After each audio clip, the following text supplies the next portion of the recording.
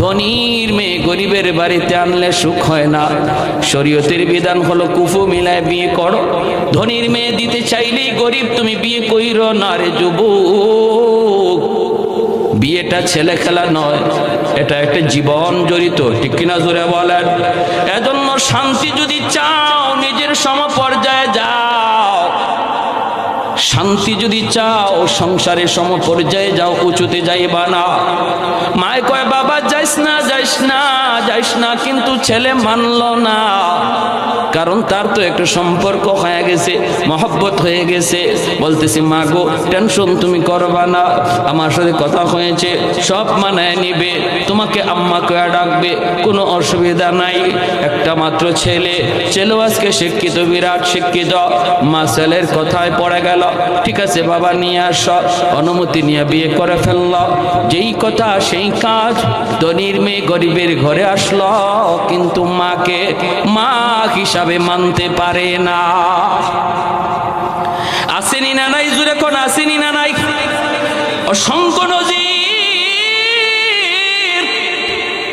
বাপ মার কথা না মাইনা যে ছেলে বিয়ে করে, বাপ মার পরামর্শ না নিয়ে যে নিজের সিদ্ধান্তে বিয়ে করে, তার জীবনের শান্তি থাকে না, কপালে অশান্তি আর কষ্ট।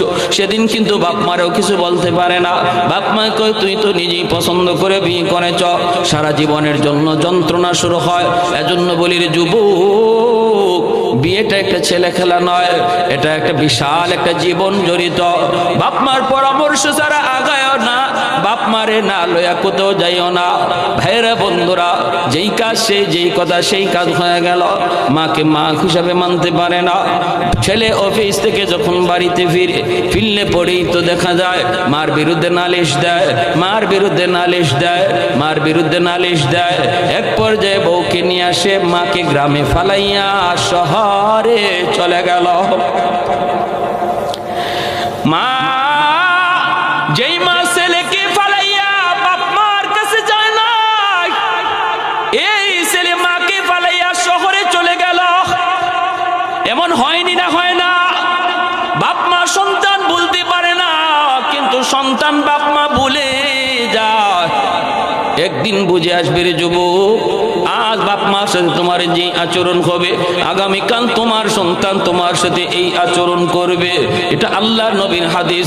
নবী বলেছেন সমস্ত গুনার শাস্তি আল্লাহ পরকালের ময়দানে দিবে, কিন্তু একটা গুনার শাস্তি আল্লাহ দুনিয়াতে নগদ দেয়। উকুকুল ওয়ালিদাইন ফাইন্নাহু ইউআজ্জালু লিসাহিবিহি ক্বাবলাল মামাত। নবী বলেন সেই গুনাহটা হলো যেই সন্তান বাপ মারে কষ্ট দেয়, বাপ মার অবাধ্য হয়, বাপ মার অবাধ্য হয়, বাপ মার কলিজায় যে আঘাত দেয়, আল্লাহর নবী রহমতের নবী বলেন এই গুনাহটা এমন এক সঙ্গীন কবিরা গুনাহ, এটা আল্লাহ বরদাস্ত করতে পারে না। কারণ আল্লাহ পাক বাপ মার স্থান আল্লাহ তার পরেই রেখেছেন। যত জায়গায় আল্লাহ তার হকের কথা বলেছেন, সেখানেই বাপ মার হকের কথা বলেছেন। পবিত্র কোরআনে সূরাতুল লুকমানের আয়াত আমি তিলাওয়াত করেছি, আনিশকুরলি ওয়ালি ওয়ালিদাই। আল্লাহ বলে আমি আল্লাহর শুকরিয়া আদায় করো, সাথে সাথে কয়ে বাপ মার শুকরিয়া আদায় করো। পবিত্র কোরআনের সূরা বনী ইসরাঈল আল্লাহ বলে ওয়াকাদা রাব্বুকা আল্লা তা'বুদু ইল্লা ইয়্যা ওয়া বিল ওয়ালিদাইনি ইহসানা। একমাত্র গোলামি চলবে আমি আল্লাহর। এরপরে আল্লাহ কয় বাপ মার সাথে ভালো আচরণ করো। প্রতিটা জায়গার মধ্যে আল্লাহ পাক তার হুকুমের পর বাপ মার কথাটাকে আল্লাহ এনেছেন রে যুবক। এজন্য যেই ছেলে বাপ মার সাথে বেয়াদবি করে আল্লাহ এটা বরদাস্ত করতে পারে না। এর শাস্তি হাসরের মাঠে পরকালে তো হবেই, কিন্তু দুনিয়াতে আল্লাহর নগদ দিয়া দেয়। মৃত্যুর আগে আগে এই শাস্তিটা আল্লাহ দুনিয়াতে নগদ দেয়। তার কপালেও তার এমন শাস্তি থাকে, তার সন্তানও তারে আরো ডবল কষ্ট দেয়। আওয়াজ দিয়া কোন, আওয়াজ দিয়া কোন, ঠিক কি না? হবেই তো, হবেই তো, এমন হবেই তো, কারণ এটা তো আল্লাহর আদেশ, এটা আল্লাহর সিস্টেম, আল্লাহর সিস্টেম। এজন্য ওই যুবক মাকে গ্রামে ফেলে যখন শহরে চলে যায়, মাস যায়, বছর যায়, যুবক বাড়িতে আসে না, আমার খবর নেয় না। দুঃখিনী মা মানুষের কাছ থেকে খবর নেই গো, আমার সন্তানটা কেমন আছে শহরে। মানুষেরা কয় দেখেছি তো ভালো, অফিসার র্যাঙ্কে আছে। মা মানুষের কাছ থেকে খবর নেয়, মাকে দেখতে ছেলে ঈদের দিনও বাড়িতে আসে না, বছর বছর চলে যায়। মা অসুস্থ হয়ে গেল, অসুস্থ হয়ে গেল। একটা পর্যায়ে মা আর ধৈর্য ধরতে পারে না, মানুষের কাছ থেকে ঠিকানা নিয়া লাঠিতে বর দিয়া যুবক বলতেছে মা আমার দরজার সামনে চলে এসেছে শহরে। আইসা দরজায় নক করলো, আমি দরজাটা খুললাম। দরজাটা খোলার পরই মাকে বলতেছি মা রে তুমি কেন আইছো? তোমার একটা চোখ নাই, দেখলে তোমাকে বড় ভয় লাগে।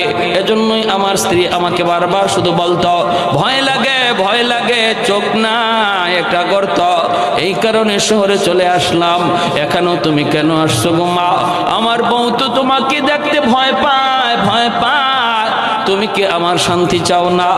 মা তখন দরজার পাশে দাঁড়াইয়া আসমানের দিকে মুখটা উঠা কয় বাজান আমি থাকতে আসি নাই রে, আমি তোমার কাছে থাকতে আসি নাই, সাহায্য নিতে আসি নাই, মরণের আগে একটা নজর দেখতে আসছি।